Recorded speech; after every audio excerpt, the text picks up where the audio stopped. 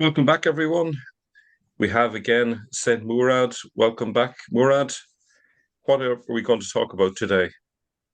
Great to be back, and now we will talk about my Quran translation, the first non-Islamic Quran translation ever to come into existence. Explain that for some people maybe that who haven't seen part one. There have been non-Muslims who translated the Quran. What do you mean by first non-Islamic Quran translation? Well, as we will see in this expose, this is like the very first translation that didn't rely on any Islamic material. It is just the Quran letting the Quran speak, as we will see in the slides. Right. So, Saint Murad's Quran translation, language based. This is the first translation that's just language based and didn't use any Islamic material. So, let me tell you my story because a lot of new people don't know who I am. I am a native Arabic speaker from the Middle East. Arabic is my mother tongue. I have never studied in any Islamic institution, and that is a plus because now I am not polluted with the sin propaganda, standard Islamic narrative propaganda. Throughout this journey, I was like in a game of chess with the Quran as I was translating the Quran. The very first time I have encountered English Quran translations was actually when I made my first video with Islamic origins, and that is you yourself. Yeah. I remember as So, well. yeah, so here is how the story goes. The first time we talked, you told me you can prepare a few notes, let's make a video. But then, of course, I had to get some Quran translation to back up my points. And then I found that Abdullah Yusuf Ali was the most famous. I just used him. And then another video, again, I used another translation because I was too lazy to translate the verse myself. I said, well, everyone translated it before. Even if it's bad, it's not gonna be too bad. But with time, I found that it is too bad and someone has to get the job done right. You Yeah. see? So, our first encounter is actually what inspired this whole journey. We all have a common enemy, and that is the sin standard Islamic narrative. The only reason you trust the sin, not you, but the audience or anyone else watching, is that they never thought that it was this bad. That's one. And also, they think that it has no valid alternative. The sin is actually hiding the primitive layer of the Quran, which was suppressed mostly by the Abbasids. I said to myself, never touch the sin and let's translate the Quran without it. I knew that I was the only one to do it. So I swore an oath to deliver my people, the ones listening to me, the ones who like me, the best possible sinless Quran translation. Not just because I am very passionate about the subject, but also because they gave me so much love on YouTube and I want to give back. So here we have Muslim Quran translators and non-Muslim like Osama, Robert, and Mary Harb. What did they have next to them as they were translating the Quran? Well, the sin that makes them an orange. What did I have next to me as I was translating the Quran? Well, other stuff, linguistics. I had the Oxford Dictionary, I had الفروق اللغوية العسكري and other things that I will showcase after a while. That makes me an apple. So people saying what's the difference between me and them? Well, you are comparing apples to oranges. A totally different approach. So first thing first, checking the word and its variations in every single Quranic verse. I used an Arabic tool, Quran tool, which finds the Quranic word in every single verse and also counts them. It's called Al-Munaqqib al-Qur'ani, which is the Quran mining tool. That's the literal meaning of the word. This is a website that English speakers don't really use. It's very basic, very primitive. That's how I like it. This really helped me get the closest understanding to how the author actually intended the word without the pollution of the sin standard narrative. Now, let's try it. We have, for example, the word nasakha. When I look into this tool, I write nasakha, then I find 4 references. نسخ نسختها ينسخ نستنسخ. The word nasakha is mentioned 4 times in the Arabic Quran.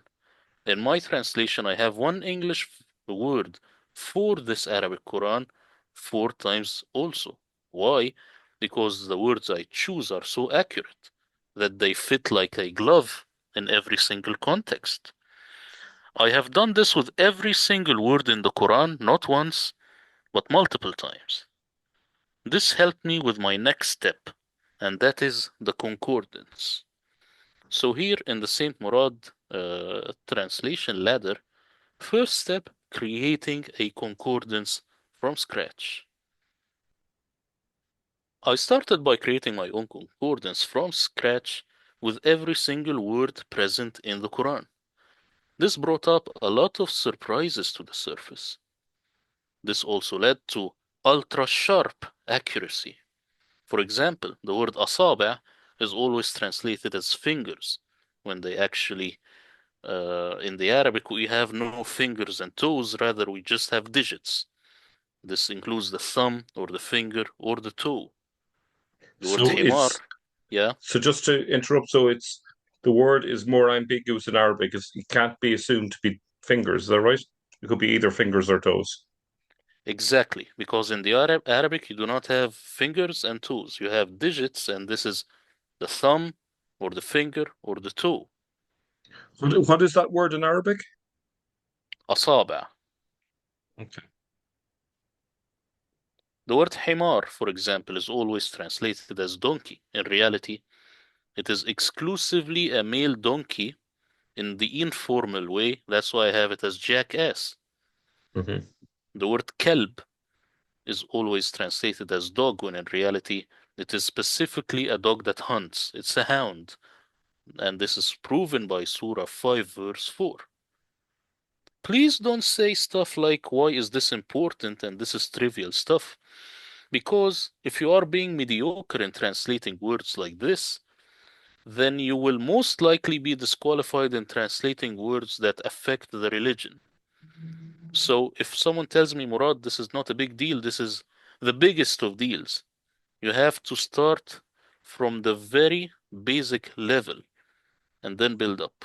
What do you think Yeah, we so have to far? get yeah, I'd 100% agree. We have to get the foundation right because if you think about all the conclusions we're drawing based on this foundation, if that foundation is shaky, we don't come to good conclusions. So yeah, I 100% agree. I think it just in general, the way language works is we all always learn words in context. And so what you're doing with your concordance is you're looking at the word and where it occurs in context each time it occurs in the Quran, and that's a great way of checking that you've got the right meaning. Yeah, it's also a great way to eliminate the misunderstandings or the wrong interpretations, because it can't be like this here and here and here. Something is wrong. You see? Yeah, and it cuts out a lot of the bias that you often see in the translation where they translated a completely different way because they don't want a particular meaning to come across, so they're trying to cover up things maybe. Exactly. So here also I had ultra sharp word precision. Like a pencil, the more you sharpen it, the better. My concordance was becoming sharper and sharper by the day, sometimes serendipitously, correcting errors from 14th centuries. Someone could ask me, Murad, can't I just use ChatGPT to get the correct Arabic non-sin meaning of words? I will say no. I personally tried that just to see how good AI is with such issues. What I found that ChatGPT is more dependent on the sin than Muslims themselves. It's as sinful as it gets. That image you have there isn't recent answers by any chance. It looks very like a. No, no, no, no, no. This is just a random cartoon. Okay. So any similarity, Thaddeus, is purely coincidental. Purely coincidence. So now the concordance got sharper. The other thing I did with my methodology is that I actually read the whole dictionary. I then moved to another step which is not average, and that is I have read the entire dictionary over 4,000 pages. That is not the complete one, that's the abridged version. Oxford abridged version. I remember it took me something like 3 weeks. Why? Oh, that's tough. Yeah, why? That's to increase my vocabulary. The dictionary opens a lot of avenues that you never thought possible. I highlighted a lot of words that I knew might be in the Quran. So after I highlighted all these words, I basically took them out, and because I didn't want to forget them, I want them there so that I keep going back to them because I might use it in the future. And these words, I'm talking hundreds of words. Yeah. So now that I have read the entire Oxford Dictionary, it strengthened my concordance. Next step was reading an actual linguistic source, and that is الفروق اللغوية للعسكري, meaning the linguistic differences by Al-Askari. Why? To discern the very subtle differences between every Arabic synonym. I have also noticed that Muslims don't respect the Quran at all. They say it is a linguistic miracle, yet they don't obsess over linguistics. They don't read books like Al Askari, and they put their head into the sin standard Islamic hoax. You see, this book is very important. It cracks a lot of the code of the Quran actually, because it's only looking at the language. And I ask you, what do you think about I think that? that's a good approach, and obviously there's no way that they could have what's what's the word for it? Cooked the book to fit with the Quran or anything like that to to to keep the this dictionary, as it were. I don't know if we would call this a dictionary or not, or a linguistic book. There's no way they could have cooked it so that it supports the standard Islamic narrative. I think they would have just solely focused on the linguistics. I'd expect. Yeah, this book is by someone who is also a poet. So whenever he gives you two synonyms, like for example, if I say in English, what's the difference between near and close? In the Arabic, we have the same thing. He provides poetic verses also from the Arabic poetry, and that opens the avenue so that you know exactly what it means. And this Yeah. is very different than the standard Islamic interpretation for the word. Hmm. But when I put it in the Quran, I find that it fits like a puzzle. This guy here is one of the missing puzzles that no one ever looked at. So after reading Abu Hilal al-Askari's linguistic differences, of course, that further sharpened my concordance. Now, English words of Arabic origin. I have read and looked into all possible English words of Arabic origin, or loan words. Why? So that the English word of my choice is not just accurate in meaning, but sometimes also a direct loan word and sounds the same. But don't worry, I have only used them in rare cases where the meaning and the sound are the same. So that is the next step. Now the concordance is even sharper. Concordance at this point is like 100% perfected. What about the word choice? Even more precision. In Arabic, just like the English, there are words that are formal, informal, humorous, vulgar, poetic, and so on. After I have perfected my concordance, I checked to find the perfect fit also. So, for example, if the Quran says enemy, is it enemy or foe? People, when they translate, they just clumsily choose anything. One is Mm. poetic, one is formal. I also translated the English words back into Arabic to see what comes out so that I can further choose a better word. You know, if you translate a word back into the original, it might show you how wrong you were. So this was a very powerful exercise that I have done also. Yeah. Now, a question which is archaic or modern English, what to choose when translating. And I ask, do you think we have the luxury to choose? I don't care. Anything that gets the job done. So my translation is a mix of both because this is the only way to encompass a Quranic word. And let me tell you that the Arabic Quran also has words that are more archaic and words that are more modern. Why have archaic pronouns? Well, in the English, you have a very firm translation to rely on, which is the King James Version. But when it comes to the Quran, you don't. That's why it had to come into existence. Is it necessary? Of course, and let me show you why. In Arabic, you have anta would be singular, antum would be plural, antuma would be a pair. Other translations, you. This is very clumsy. In my translation, you have thou, you have ye for plural, and you have both of you or the two of you, depending on the context in my translation. Now, why? That's Because the Quran, huh? yeah, I was going to say that is actually very helpful, especially when you're reading a particular text and you're trying to get a sense of who's talking to who. So knowing that it's a difference between you as singular versus a pair of people, that could be hugely important.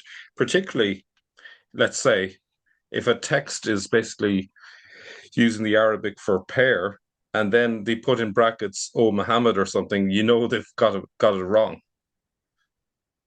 Exactly. And the question I ask the people, does the Quran need any more ambiguity? It's No. already ambiguous. So we need all the archaic pronouns to help us so that the reader is not confused if this is one person, two, or a multitude. Hmm. Now I started adding the final touches to my concordance. The concordance itself isn't for sale. I say this is like the KFC secret recipe, but it is all contained in my Quran translation. It took me 4 years to finish my concordance. Now that my concordance is complete, I then head to the Quran. And since I like being neat, I have manually dissected each surah of the Quran into PowerPoint slides like this, taking every page as a snapshot. I did this manually, by the way, so that every PowerPoint slide has half a Quranic page with a blank box next to it, as you can see here. And here I will write my translation. This task took me a Hmm. few days to complete, maybe close to a month. You see? So dissecting every surah into PowerPoint form, this is the next step. Now, from my concordance to the translation. That was the next step. Start translating. So I basically copied my concordance into my translation. This resulted in over 90% consistency rate. All other translations are not even 10% consistent. They don't even know what consistency means. If you read my translation, you will notice that it has very few vocabulary because this is how it is in the Arabic. This step took me just a few months. So it took me a few months to translate the Quran because, of course, I have built the concordance first, which is the powerful foundation. So, from this perfected concordance to translating the Quran, then came out my Quran translation, the Murad translation, and this is the process. What do you think so far? It's incredible. It's mind-boggling the amount of work it's taken to get to this point. So I feel a great deal of appreciation personally and on behalf of the audience. So thank you so much for all this hard work. Yeah. So now I want to talk a little bit about the design. I tried as much as possible retaining the design of the 1924 Arabic Quran. As you can see here, retaining all the symbols in the Arabic Quran, like this one. You will not find this one in any English translation. You will not find this one. And you will not find here prostrate to him, for example, that it has a line. In the Arabic, it's overline. In the English, I just put it as underline. No problem, but it's just to copy the Arabic. So maybe if someone is looking into such stuff, we have to give him everything. These symbols are in the Arabic, you see? Mm. So this is the original Arabic Quran. This would be the Murad translation. It's a carbon copy. Now, are there brackets in my translation? Well, only one form of brackets, and I will explain what this is. Let's say the word rahat. Rahat in English, it doesn't have one word to encompass the entire word. It means a clan ranging from 3 or 7 all the way to 10 or less. This is exactly copied from the Arabic dictionary. Now I ask you, what do you want me to do? Do you want me to just say clan or what else? So I had to put it in these form of brackets just so that people know that this entire phrase is one Arabic word. I put it this way so that you know that this bundle of words actually represent one Arabic word. It's just to avoid confusion, but it is an integral part of the word, not an added commentary. I have no brackets. This is, you cannot say these are brackets. So read my brackets, but I have them even with a different design because they are original. They come straight from the Arabic dictionary. This is something that's original.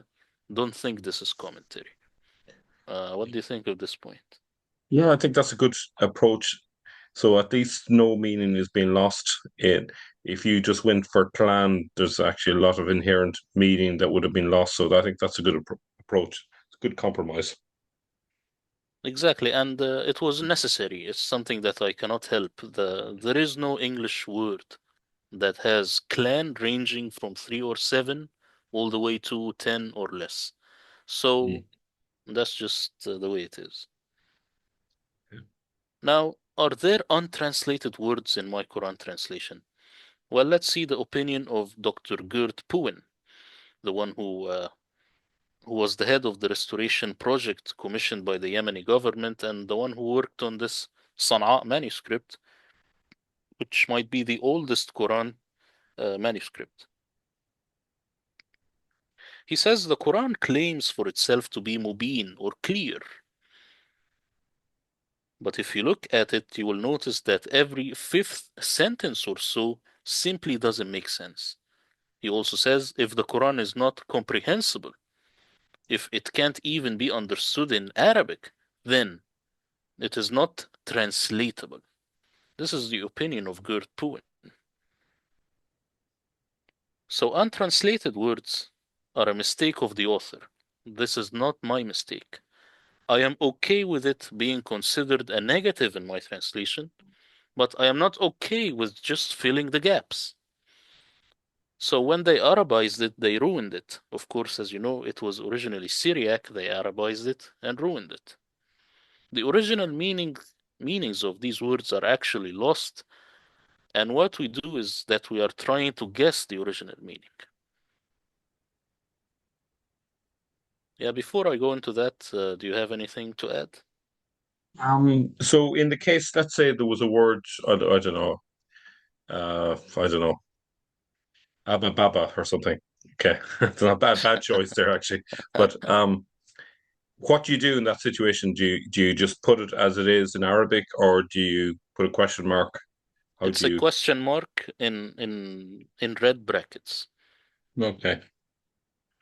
Yeah, I should also mention I had the pleasure of meeting Gerd Poon earlier this year, back in May at the Inara conference. I think it was back in May. Yeah, and he went over the story of his work with the Quran. I was going to interview him. Unfortunately, um, something happened that someone to record it who disappeared just when I needed him to record on the camcorder. So anyway, we never got that done. That's a pity. But great man, very diligent, and it was great to meet him earlier this year.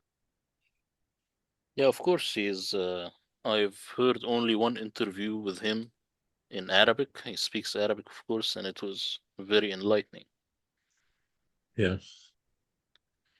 So here, if I give you white sugar, eggs, baking soda, vanilla, milk, you could have an amazing cake, like the Christian group translated the Quran.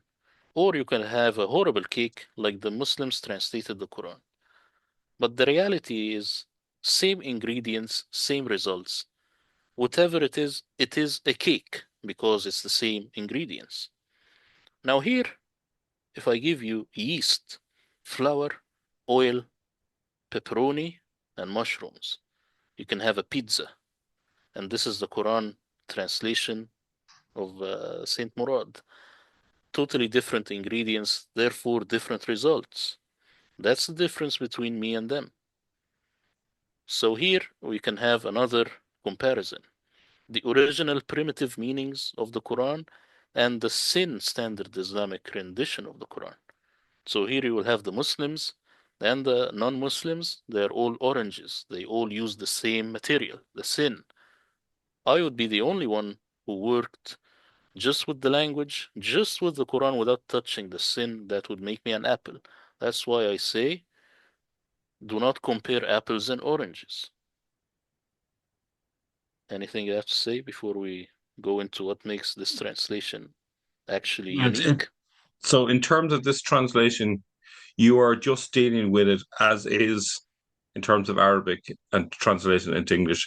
You're not considering the Syriac at this stage. That would be an extra layer, a deeper layer that has been lost when it. So, like for example, those words that we no longer know the meaning of, it's probably because they have been badly transcribed from the Aramaic. They maybe if they've forgotten a diacritical mark or something else, so the meaning has been lost. Yeah, exactly. And by the end of this presentation, I will talk about the Aramaic reading and the Syriac layer to the Quran. Oh, But brilliant! for now, yeah, but for now, this is the Arabic only. This is just assuming the Quran to be Arabic, giving Arabic its best shot. Yeah. So here I say that the Murad translation is a better revelation. And what makes this translation unique? Well, my translation is the missing link. People told me, Murad, you have to tell the people what makes your product better. I thought, better? It is not better, it is the first product to come into existence. It is the first ever Quran translation that actually ignored the entirety of the sin standard Islamic narrative. I didn't open any tafseer, I didn't open any hadith, none, zero. This translation will give you the hidden layer of the Quran, which was suppressed by the Abbasids and their sin standard narrative. You can say it serves as the missing link between the time of Muhammad, if he existed, till the Abbasid Caliphate. My translation will get you much closer to understanding the secrets of the Arabic language. Yes, it is not the final answer.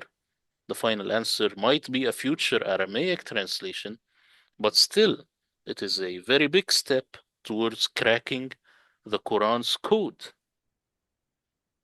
And allow me to illustrate here.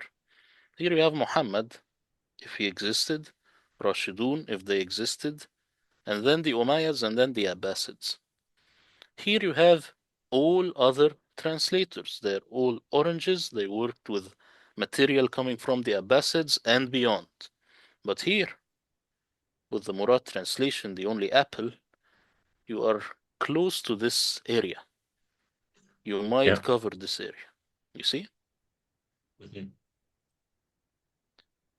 You won't realize how much deception there is in these translations before you read mine. Almost every single word in my translation is different than what you are used to. Here are a list of things or words not found in my translation. The word revelation, not the word as a word, but it is not wahy. Revelation, book, people of the book, sent down, unseen, disbelievers, infidels, battle of Badr, Yathrib, wife, husband, pair, everlasting, abrogation, hell, hellfire, missiles, forbidden, trial, test, good news, crucify, I seek refuge, lawful, unlawful, sedition, private parts, terror, booty, spoils of war, fight, and many, many more. What do you think Wow, of this? that's incredible because if you just stop to think how many times these sort of words are referenced when people talk about the Quran, so it's really mind-boggling. So, here I want to show you a major shift. You have Robert Spencer's Did Muhammad Exist? It created a major shift in the discourse over the internet. So there is a before this book and an after. This book actually influenced me on a personal level. This book is what started me, is what got me started to uh, to do what I do now, to look at outside the Islamic narrative. I love this book. And you have Hagerism, Making of the Islamic World, Patricia Cronin Cook, before and after also. There is a before and after this book. I foresee an era where there will be a before and after my translation. This is not because I'm cocky, it is because it really genuinely opens a lot of new avenues for people to look into. What do you think? I think it's fantastic. I can imagine there are a lot of scholars who are not that familiar with Arabic who need a book like this, who are trying to solve the origins of Islam and who are unfortunately not able to really get to the original. Or even if they know Arabic, they might be so influenced by the standard Islamic narrative that they're seeing things in the text that's not there. So for both of those groups, I think on the academic level, it's going to be a huge uh, game changer. It's also going to be great for the ordinary curious Muslim who actually would like to read what the Quran really says with a translation that they can trust and it's not biased to disguise things or hide things from them. Yeah. Now, someone could ask, what will I lose if I do not get this translation?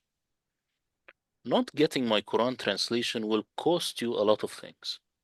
One, you will never be able to know the very literal meaning of Quranic words.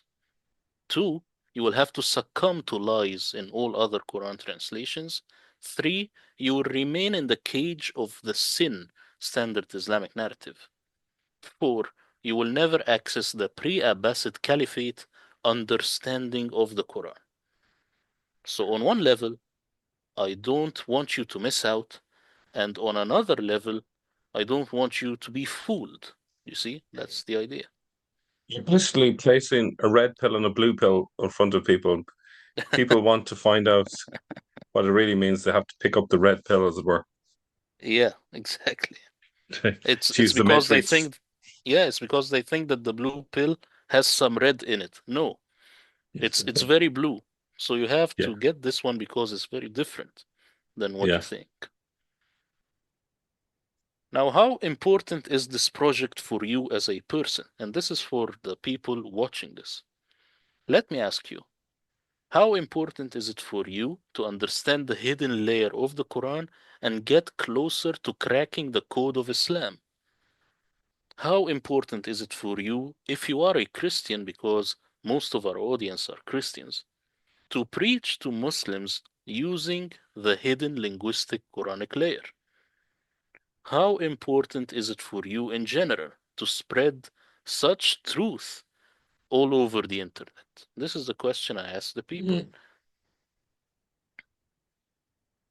Now, at this stage, I will showcase my 4 products for the people. Just to be clear, my translation is digital only. There are no physical copies, and this is because it is still dangerous for me to make something like this. So I hope Yeah, I people understand. could understand this. You have an English only version, a PDF, which looks like this, and you have a Kindle English only version, which looks like this. I created a Kindle, by the way, and I do not have a Kindle device. I had to learn everything and imagine that this is a Kindle. Second, you have an Arabic plus English version, PDF, and it looks like this. You have the Arabic on the right, and you have the English on the left, Nice. and a Kindle version with the Arabic and English also. And this was Yeah, very difficult for me to make, Mel. Very I can difficult imagine. Yeah, because Kindle is very, very stubborn. So I had to learn everything. I did it myself. it's not. So, what are the offers that I will give the people? Firstly, this question that I hate: why is your translation costing money when there are ones online for free? My answer is, when you go to Walmart and you get something for free, it is because you know that it is garbage. So mine isn't for free because it is not garbage. It is high value and high quality. Of course, that doesn't mean that anything online is garbage which is free. I'm just telling you what's going on here. You see? Yeah. So, 2 offers that I have, one is low and one is high. I'm talking about the price. Who is the the light version for? Sorry, the light version is the cheaper one. This is for the casual viewers. These are the silent majority, the ones who always watch our videos but never comment, never like, but they're always here. The price of this product is equal to 2 of your regular coffees. One Not bad at all. product, what? Not bad at all. That's a bargain considering, Yeah, all the 5 years work, that's a bargain. yeah. One product, complete English only version PDF, but has some limits. The limits are, you have this watermark, and it cannot be printed, and it cannot be highlighted. And it is limited for 1,000 people only, meaning once it's out, it is out. I will not put it out again. So hurry up if you want this one. Now, who is the complete package for? And this is the pricey one. This one is for my warriors who believe in the cause. This offer is not for the casual viewers. You will be funding much bigger projects in the future, which you never thought possible. There are projects in my mind that I know people never thought possible. That's the covenant I will be having with you. So it will be 4 products. This is the complete package. And you will have everything, of course. The English only, PDF, Kindle, Arabic plus English, PDF, Kindle. 4 products. So here they're all laid out. The light version will be English only PDF, and you will lose all of this. And on the other side, the complete package, you will have English only PDF, Kindle, and Arabic plus English PDF and Kindle 4 products. Plus, it can be highlighted and you can print pages if you like. You can highlight it. And plus a digital certificate that I have designed for people who will get this package. Before I go, what do you think of this so far? I think it's great. I particularly like the complete package. It's going to be hugely helpful. As you know, I'm already using it on a regular basis for any new videos now because I go to your translation whenever I want to consult what's in the Quran because I really don't trust the translations that are there. It's just like um, asking for directions off someone who's a consistent liar. You know, it's pointless going to them to ask for directions. So if I want to know what the Quran actually really says, I go to your translation. So it's immensely helpful. I think anyone out there who wants to minister to Muslims and try to bring the truth to them, I think you need this. You certainly need at least the English only version. But I think if you really want to go the full hog, I think you need the Arabic as well, to be able to refer to the actual Arabic words, you know. Yeah. Now, how do people download the Murad translation? Well, the link is in the description box. There is no registration required. That's the first thing. And no credit card fees. I take care of that for you. So you have the credit card or Apple Pay or Google Pay. All of these options, and maybe more options I'm not aware of right now. Also, local currency is available. So you can, I think, over 40 currencies. There is the Indian currency, there is the euro, and even more currencies are coming in. So you can pay with your currency. Now, the whole thing takes 4 seconds to complete. Me and my friend tested it at Buy Me a Coffee. Plus, you can easily do it by your phone, so you do not need a laptop or a desktop. So you can download right away. Also, there is a Patreon option. If you prefer Patreon, you will find it on my Patreon. I will eventually reply to every single comment of people who downloaded my translation. Also, you could inbox me any questions you have. It might take me a while to reply as there are a ton of people messaging me actually right now, but I will eventually reply. Okay, so before I go into this disclaimer, how's everything now? That's great. I think you've explained it wonderfully. I think there'll be a lot of people watching that will be really excited about the prospects of being able to get all of this material. So well done. Now, a disclaimer, this is very important. This Quran translation assumes the Quran to be 100% Arabic. It does not include the Aramaic reading of the Quran. I don't want to cause confusion. It is a sort of let's give Arabic its best shot. A complete Aramaic reading of the Quran would be an entirely different project with an entirely different concordance, again built from scratch. Because, Mel, if you want to have the Aramaic reading, then you have to have Aramaic grammar and syntax as well. And these things I am not well versed in. I have to ask real professors, you see? Yeah. The- to be honest with you, your translation is really what the Quran says currently, and what the even disregarding the sin, it's essentially what the Arabic has been saying for 14 centuries, and maybe they have misconstrued some of the words into Arabic, causing confusion. But at least you are given a translation for what's there currently. Exactly. It's just that I don't want people to get confused and think that the Aramaic layer is present in this translation. It is not. Now, depending on how people will respond to my content, it might be a separate project in the future. People are getting the translation, liking the videos, subscribing, all that good stuff. I will start working on another translation. You see, it depends on the people at this stage. An Aramaic reading of the Quran can't come into existence without this work being established first. So even if I wanted to make an Aramaic Quran, it's not easy. I have to make this work first. A completely new Aramaic Quran concordance has to be built upon a strong Arabic concordance.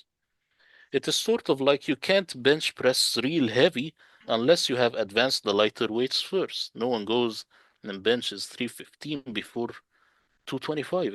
It's impossible. Again, do we need another Quran translation? Let me ask you, do you actually have a Quran translation? What you have is a mere shadow of it. It is like calling this the Mona Lisa. Do you need another Quran translation? Yes, because you don't have one. You see? What do you think? Do you think this is the Mona Lisa? No, I'm not convinced.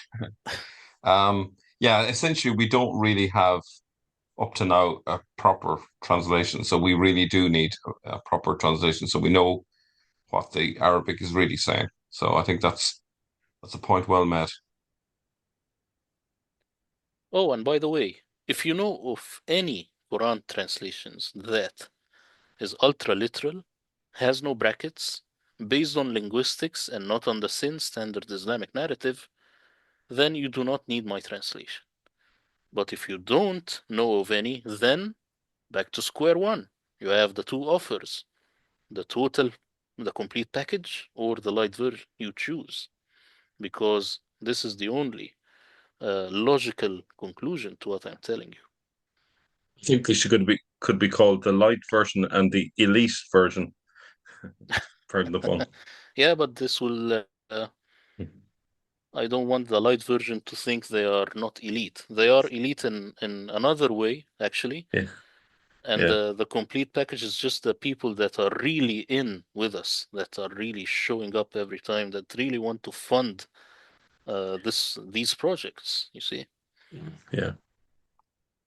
So download whenever you like, but believe me, you will be missing out on a lot of fun reading this masterpiece. And that's the final slide that I share with the people. Back to you. Well, Murad, this has been insightful. It's great to actually finally see your methodology, how you got to translate the Quran the way you dealt with it diligently, step by step. Um, Quite incredible. It was great that you sat down and thought about how you're going to approach this to do the best job you could possibly do. I think looking to the future, if you ever do an Aramaic version, that's obviously going to be a way harder challenge. Probably, I don't know. I know you're a lone ranger, but you probably will need the assistance of Aramaic speakers for that one. I'd say, would you? Yeah, Aramaic and Hebrew. Oh yeah, and Hebrew as well. Yeah, The Quran, yeah, like you see, this is an onion. I yeah. now have like the middle layer of the onion. But if you want to Hmm. go to the very heart of the onion, then I myself am not qualified to do that. So I have Yeah, to consult with other people. yeah, yeah, definitely. So that's great, Murad. Thank you very much for dropping by to the channel again and sharing the the methodology that you've used. So people can download it as of now and have their own copy, right? Yeah, exactly. And the people who will download this translation, they will have comments on this video. So whatever comments they have related to this translation, I will respond to them. So you could say this is premium customer service, you see. I will respond to anything related to the translation on this video. Excellent. That's brilliant, Murad. Thank you so much for telling us all about it, and hope to have you on again in the not so distant future. So thank you very much. Thank you for having me.